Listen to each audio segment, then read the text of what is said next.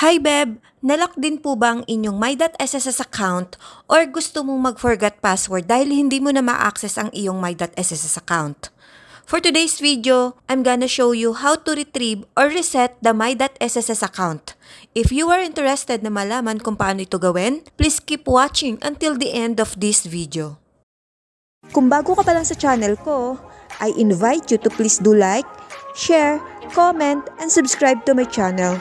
Don't forget to hit the notification bell para updated ka sa mga bago kong video gaya nito. Without any further ado, let's get started. For today's video, ipapakita ko sa inyo kung paano mag-retrieve or mag-forgot password.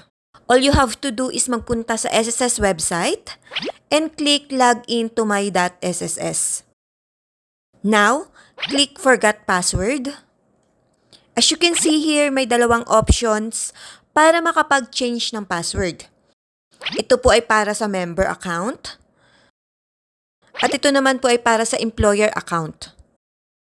In this video, ang gagawin natin ay for members account and click this.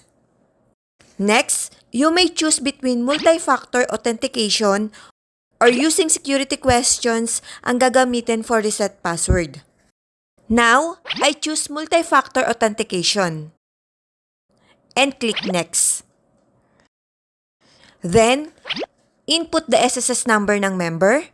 Continuous number lang po, no dash and no spaces. Then, click proceed. Okay, may magpa-pop up na prompt message at i-drop down menu para makita ang choices for authentication kung ano ang available sa portal nyo gaya ng OTP at TOTP kung ito ay nakaset up na. Take note lang Beb, kung ano ang registered mobile number nyo sa SSS records, yun po ang makakatanggap ng OTP. If ever na may bago ka na pong mobile number or wala ka pong natatanggap na OTP, ay magpa-update po muna kayo sa SSS bago mag-forgot password. Para po sa updated registered mobile number ka po, makakatanggap ng OTP. Okay? After few seconds, makaka-receive ka po ng OTP gaya nito. Then dito po ilalagay ang OTP code na natanggap mo through text. And click proceed. Next step, dito po makikita kung ano yung username or user ID ng My.SSS account nyo.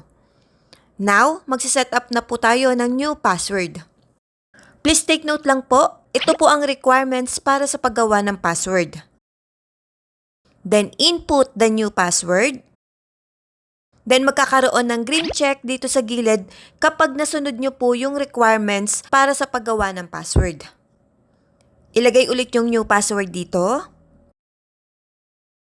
And click submit. Another prompt message and click yes if you are about to change your password.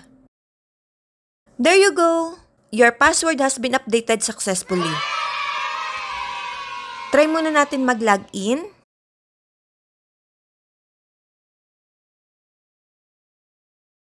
Ayan, okay na ang ating password. At syempre dahil may added security measures ang SSS website, hahanapan ulit kayo ng OTP bago mabuksan ang inyong portal. Then, click Get PIN. Once na nakareceive na kayo ng OTP gaya nito, i-input sa SSS portal, then click Login. And there you go! May access ka na po ulit sa My.SSS account. So I think that's it for this video. Sana nakatulong sa inyo at thank you so much na wala niyong sawang pagsubaybay sa mga video ko. Please do not forget to like, share, comment, and subscribe to my channel. And hit the notification bell para updated kayo sa mga bago kong video gaya nito. Thank you and God bless everyone. Follow for more.